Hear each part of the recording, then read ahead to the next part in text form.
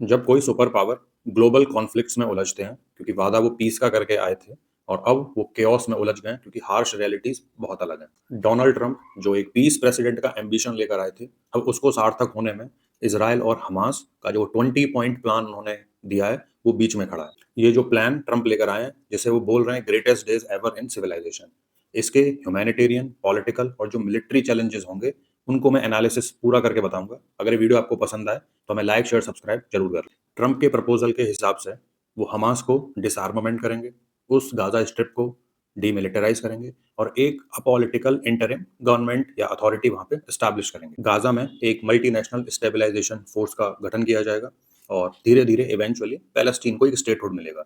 इस प्लान को क्रेडिबिलिटी तब मिलती है जब गल्फ कंट्रीज, इजिप्ट और जॉर्डन इसको वेलकम करते हैं। इसराइल काफी स्केप्टिकल है इस पूरे प्लान को लेके कि हमास इससे साथ कंप्लाई करेगा।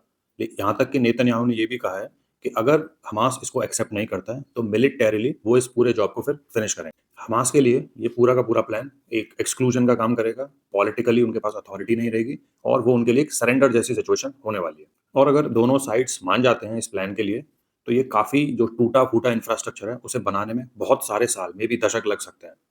इससे कहीं भी पॉइंट पर अगर कभी वायलेंस होता है तो पूरे के पूरे प्रोग्रेस को वो डिरेल कर देगा। ट्रंप के जो पीस अनाउंसमेंट्स हैं जिसके लिए वो काफी उत्साहित हैं, उसकी चुनौती मतलब गाजा के अलावा रशिया यूक्रेन में भी टेस्ट होगी और चाइना और रशिया के साथ वो किस तरह से बैलेंसिंग एक्ट दिखाएंगे उस पर भी निर्भर करेगा। ट्रंप की जो रिस्क टेकिंग कैपेसिटी है वो काफी स्ट्रांग हमें दिखाई देती है, लेकिन हिस्ट्री हमें बताती है कि जब कोऑर्डिनेशन, ट्रस्ट और इन सारी चीजों को डेवलप करने की बारी आती है तो वो पिछड़ते हुए दिखते हैं। जो लेसन हमें इन कॉन्फ्लिक्ट से दिखाई देता है कि पीस कभी भी वन साइड अल्टीमेटम या ग्रैंड रिटोरिक्स बोल बोल के अचीव नहीं किए जाते। ड्यूरेबल सॉल्यूशंस के लिए बहुत सारे कॉम्प्रोमाइजेस किए जाते हैं, एक क्रेडिबिलिटी डेवलप करी जाती है और सालों की जो डिप्लोमेटिक चैनल्स में जो मेहनत होती है उसको इम्प्लीमेंट करना होता है, जो कि आज की फ्रैक्चर्ड जियोपॉलिटिक्स में हमें रेयरली ही दिखाई देता है। हो सकता है ट्रंप का ये गाजा प्लान बहुत सारी हेडलाइंस बटोर ले, लेकिन बिना कंसेंसस और ट्रस्ट के इसका हाल भी वैसा ही होगा जो हार्श रियलिटी का सामना करते वक्त होता है। पीस को डिक्लेयर नहीं किया जाता, उसे समय के साथ बिल्ड किया जाता है। अगर ये वीडियो आपको पसंद आया हो तो हमें सब्सक्राइब जरूर करें और लाइक जरूर करें।